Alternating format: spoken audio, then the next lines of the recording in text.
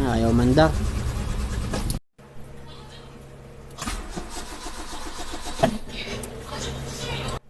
Ayaw mandar ah.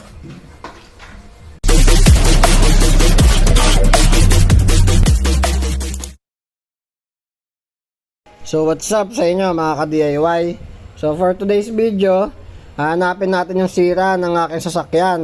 Kasi nagka-cranking siya pero hindi siya nag-i-start. So para makita nyo na rin kung anong problema ng sasakyan na ganito at kung paano natin siya magagawa at kung ano yung mga parts na i-check nyo para mapaandar natin yung ganitong problema ng sasakyan. So para makatulong na rin sa inyo at para makatipid tayo sa labor kung sakali baka kaya natin gawin naman yung mga ganitong problema ng sasakyan. So tara, gawin na natin. So punta tayo dito sa engine bay. So dito guys, pagka ganito yung problema ng sasakyan ninyo, nagka-crank siya pero hindi naman siya nag-i-start, so malamang walang problema po rito ang inyong baterya. Dahil yung baterya ninyo malamang meron pong karga yan, dahil nga nagsusupply naman siya ng kuryente dun sa inyong starter. So ang pinaka-i-check nyo guys ay itong mga daloy ng kuryente dito sa tension wire. Sa spark plug, iisa-isay nyo po yan, i-check nyo po yan kung meron po bang daloy ng kuryente na sinusupply dun sa inyong makina para gumawa ng combustion pag mag-i-start. So madali lang naman po i-check yan guys. Gamit lang kayo ng ng Phillips, tapos ipasok nyo po diyan sa loob ng squawko, tapos idikit nyo po sa mga tornilyo o sa kahit na anong bakal, tsaka nyo po i-start. Titignan nyo po kung may kuryenteng lumalabas, o pag nag-ground kayo malamang may lumabas na kuryente. So next naman ay i-check nyo guys yung fuel supply, kung nagsusupply po ba ng kuryente ang inyong fuel pump. Kasi malamang ito yung kadalasang sira ng mga ganitong problema ng sasakyan.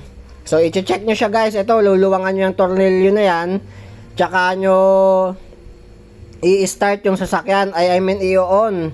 Tignan nyo po kung bubuga ng gas yung inyong fuel pump. Kasi pagka wala pong lumabas na gas dyan, pagka on ninyo ng sasakyan, malamang may problema yung fuel pump ninyo o merong bara sa inyong fuel system. So next naman, i-check nyo rin tong mga injector ninyo guys. Tignan nyo guys kung may sira ba ang bawat isa dyan, at madali lang din naman i-check yan kung wala po kayong stethoscope. Gamitan nyo po ng ng Phillips din ulit. Idikit nyo po yung dulo ng Phillips dyan sa may injector, tapos yung kabilang dulo idikit nyo po sa tenga ninyo. Tsaka nyo po i-start yung sasakyan. Pakinggan nyo po kung meron pong nagkiklik na sound dyan sa loob ng inyong mga injector. Iisa-isayin nyo po yan para malaman nyo po kung merong may sira dyan sa injector. So sa akin naman, wala naman pong sira nung chinek ko. So punta naman tayo sa susunod na i-check nyo guys. So kung lahat ng problema okay naman, nagsusupply ng kuryente, nagsusupply ng gas, so tignan nyo na guys yung timing belt ninyo, ay yung pagkaka-timing ng inyong sasakyan. Dahil katagalan din guys, tumatalon na rin po yung inyong belt at nawawala na po sa timing ang inyong sasakyan. So yan po rin ang isa sa dahilan kung bakit hindi po nag-i-start ang inyong sasakyan o hard starting ang inyong sasakyan, yung pagkaka-timing ng inyong makina. So yun guys, ayun yung mga basic na titingnan ninyo pag ganun ang inyong problema sa inyong kotse. So sa akin dito sa aking kotse, ang problema po niya is yung fuel pump niya. So check nyo kagad ang fuel pump pag sira guys. Pagka on nyo ng makina wala po yung vibration sound o yung tunog ng makina ng fuel pump. So sa akin nung chinek ko, ito yung problema. So tara, pakita ko sa inyo kung paano gawin. So ayan nga guys, nakabili ako ng surplus na fuel pump. So palitan natin yung fuel pump, tignan natin kung mapapastart natin yung sasakyan.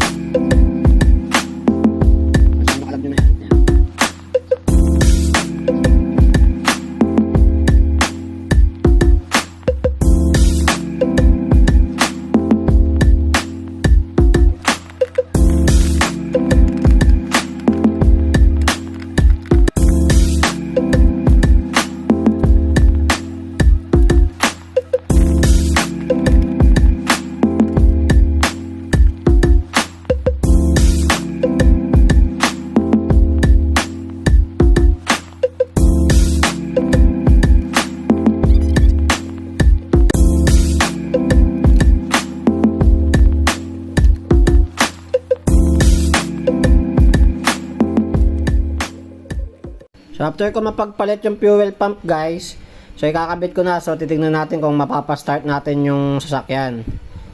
So kung gusto nyo mapanood yung pagkakabit at pagbabaklas ng fuel pump guys, so gagawin ko siya ng panibagong video. So sa ngayon tingnan lang natin kung maayos yung sasakyan. So ayan, nakabit ko na siya guys. So tara, i-start na natin yung sasakyan. Tingnan natin kung success ba ang pagpapalit natin ng fuel pump. Start natin. Ayun, gumana na. Nag-start na siya guys. So ayun. So ayun guys, I'm so happy na nagawa natin yung ating sasakyan nang hindi na natin kailangan gumastos. So dun sa mga gusto mag DIY dyan guys, na parehas ng ganito yung problema, check nyo muna po ang inyong sasakyan bago kayo pumunta sa mekaniko. Kung hindi nyo talaga kaya, malamang mekaniko na po ang makakagawa ng ganitong problema. So I hope may natutunan kayo guys sa ating simpleng video. At kung nagustuhan nyo tong video na to guys, please like, share, and follow me on my page. And that's all guys. Thank you for watching and God bless.